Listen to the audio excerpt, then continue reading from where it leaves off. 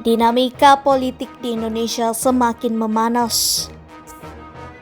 Imbas keputusan Mahkamah Konstitusi yang dianggap memuluskan langkah Gibran Rakabuming Raka menjadi calon wakil presiden, kini anggota DPR RI ramai-ramai mengusulkan hak angket. Anggota DPR RI dari fraksi PDI Perjuangan menjadi pihak yang getol mengusulkan hak angket terhadap keputusan Mahkamah Konstitusi.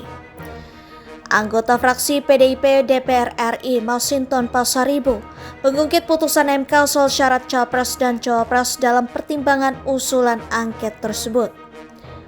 Hal ini disampaikan Masinton di tengah rapat paripurna DPR di Gedung Nusantara II MPR DPR DPD RI Senayan, Jakarta, Selasa 31 Oktober 2023. Sekedar hukum dasar. Konstitusi adalah roh dan jiwa semangat sebuah bangsa. Tapi apa hari ini yang terjadi? Ini kita mengalami satu tragedi konstitusi pasca terbitnya putusan MK 16 Oktober lalu.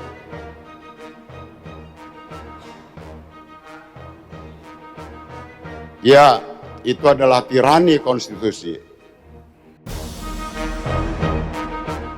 Masinton mengatakan interupsinya kali ini tidak ada sangkut pautnya dengan pasangan capres-cawapres. Dia mengklaim tidak berdiri di atas kepentingan partai politik terkait protesnya ini. Berkaitan dengan itu, Masinton mengajukan hak angket DPR terhadap Mahkamah Konstitusi. Kita harus menggunakan hak konstitusional yang dimiliki oleh lembaga DPR. Saya, Pak Ibu Ketua saya Masinton Pasaribu, anggota DPR RI dari daerah pemilihan DKI Jakarta.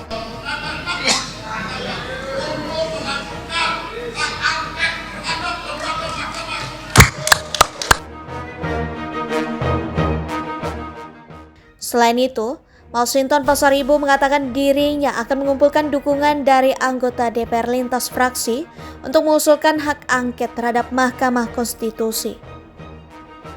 Masinton menjelaskan, untuk dibawa ke rapat paripurna DPR, dirinya harus mendapat minimal dukungan dari 25 anggota DPR lintas fraksi.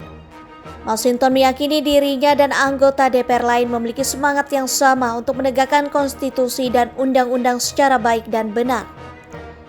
Masinton mengklaim dirinya belum mengonsolidasikan dukungan sebelum menyerukan hak angket di rapat paripurna. Dia menegaskan baru akan memulai konsolidasi ke anggota DPR lintas fraksi pada Rabu 1 November 2023. Sementara itu, Masinton mengaku tidak mematok target kapan akan mengusulkan hak angket. Seperti diketahui, MK mengabulkan sebagian gugatan terhadap pasal 169 huruf Q Undang-Undang Nomor 7 Tahun 2017 tentang pemilihan umum yang mengatur batas usia capres-cawapres. Dalam putusan nomor 90 Gami PU Strip 21 Romawi Gami 2023, MK mengubah batas minimal usia capres dari 40 tahun menjadi 40 tahun atau pernah atau sedang menjabat kepala daerah atau jabatan yang dipilih rakyat.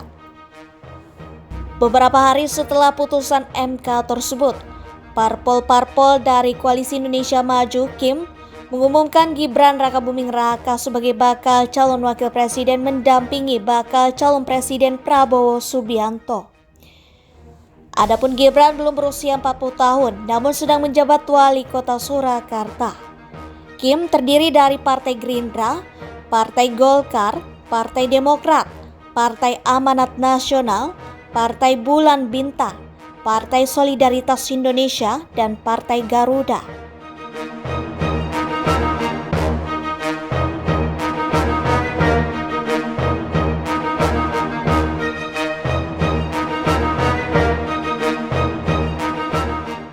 Kemarin pun ketika diajukan dua nama, Pak Sekjen dan saya bilang coba ditulis dua nama, ditulislah nama saya dan ditulis juga nama Pak Gibran, diajukan kepada Pak Prabowo.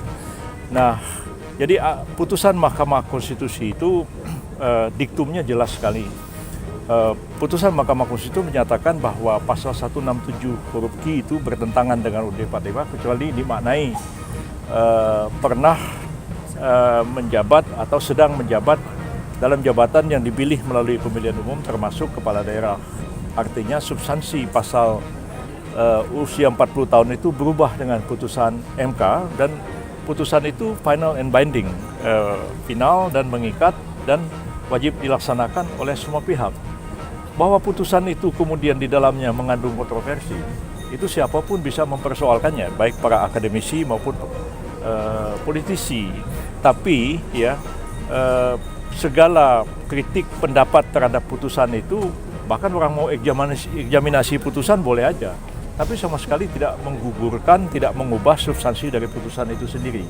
Jadi PBB komitmen, kalau Pak Prabowo mengatakan ini kita laksanakan, beliau Pak Gibran mengatakan saya maju memanfaatkan keputusan ini dan itu dibawa ke dalam rapat, kita kemukakan pandangan dan kalau itu diambil keputusan oleh Koalisi Indonesia Maju, ya putusan itu ditaati oleh semua termasuk oleh PBB. Jadi nggak ada keraguan komitmen kita dalam melaksanakan putusan itu, walaupun saya memberikan pandangan terhadap putusan Mahkamah Konstitusi itu, tapi saya sadar betul bahwa itu adalah pandangan dari sudut akademik, ya, bukan yang bisa saja siapapun bisa aja mempersoalkan itu, tapi keputusan itu pada akhirnya adalah keputusan yang memang harus dilaksanakan. Jadi jangan ada keraguan sedikit pun juga komitmen PBB dalam Koalisi Indonesia Maju dan komitmen pribadi saya terhadap Pak Prabowo. Bahkan saya mengatakan kalau nanti dalam pelaksanaan putusan Mahkamah Konstitusi itu untuk menampung Pak Gibran itu ada beberapa persoalan hukum, maka saya dengan diminta atau tidak diminta akan mencari solusi untuk menyelesaikan persoalan itu. Kan kita tahu putusan MK itu apakah harus ditindaklanjuti dengan perubahan undang-undang, apa Perpu. KPU harus bikin mengubah peraturan KPU, kan harus konsultasi dengan DPR. DPR-nya sedang reses. Itu saya bilang tadi.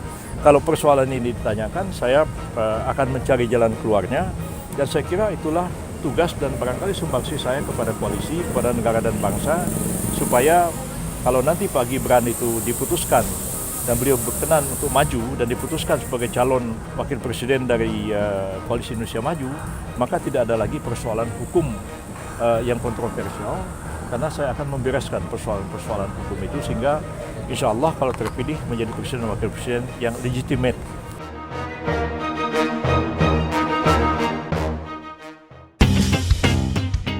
Ketua Partai Bulan Bintang atau PBB, Yusril Iza Mahendra menyatakan kesediaannya menjadi perisai hukum untuk Presiden Joko Widodo atau Jokowi usai lengser nanti.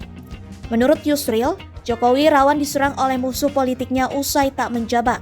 Yusril menyebut salah satu contoh Presiden Indonesia yang diserang usai tak lagi menjabat adalah Soeharto. Yusril mengatakan dirinya menjadi perisai hukum untuk Soeharto kala itu.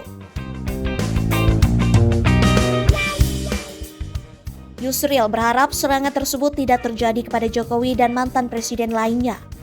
Ia menyebut sosok presiden harus dihormati ketika masih dan tak lagi menjabat.